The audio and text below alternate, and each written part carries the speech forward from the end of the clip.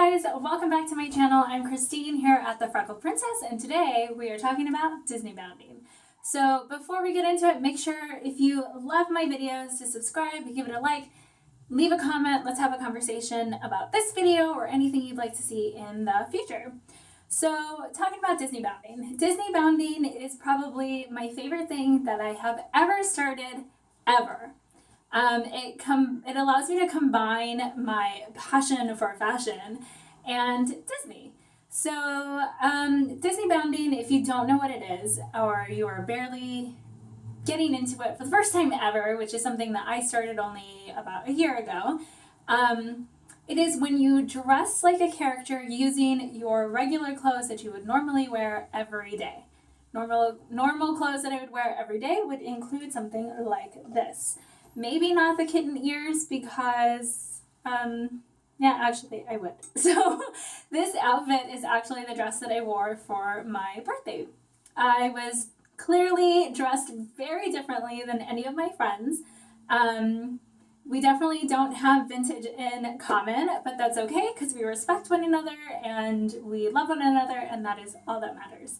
So on that note, I did want to discuss Disneybounding and vintage put together. A lot of you guys know that there is a Dapper Day. There's one in Disney World and there's one in Disneyland. I'm here in California, so I go to the one in Disneyland. Dapper Day is when you dress as if it were back when Disneyland first opened, or just vintage style in general. So vintage style in general would be anything from 90s back. So it doesn't have to be from a specific era. I've seen people do Dapper Day in 60s and 70s, which is amazing. I am comfortable most with 20s, 30s, 40s, and 50s. So that is the era that I like to represent. But every era is amazing. Every era has some really special things about it. And I love, love, love walking through, seeing people dressed up. And some of them are Disneybounding with their Dapper outfits.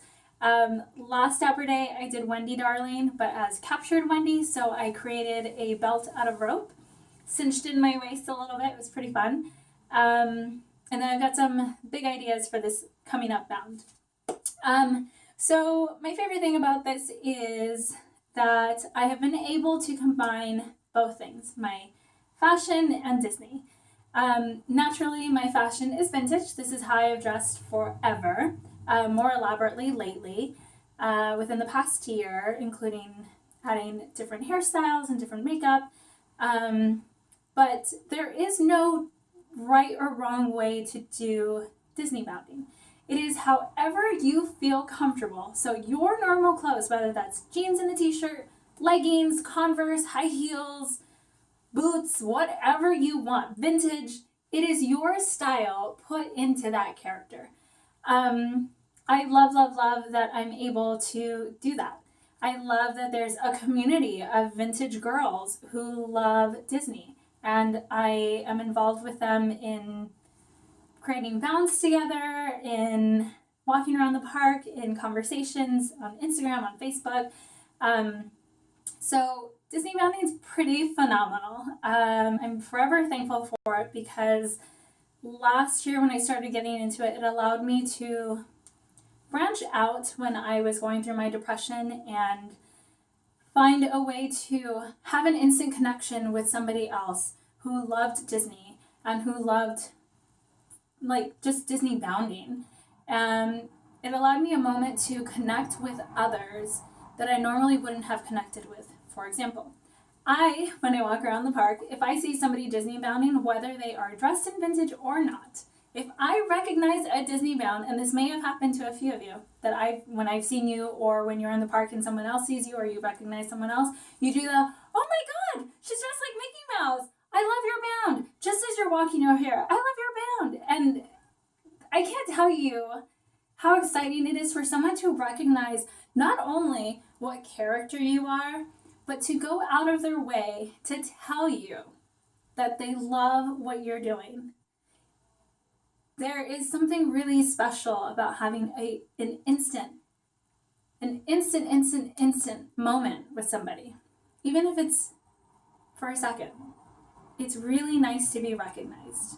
So I wanted to have the discussion of people saying, and I've heard it when I've been in the park, it's not Dapper Day. And it's like, well, every day is Dapper Day to me. Like, this is how I normally dress. I just have never felt 100% comfortable in modern clothing. It just never was my thing. My husband dresses in a flannel shirt and jeans. That's his style. I would never change him. I actually think he looks really cute like that. And he would never change the way I dress.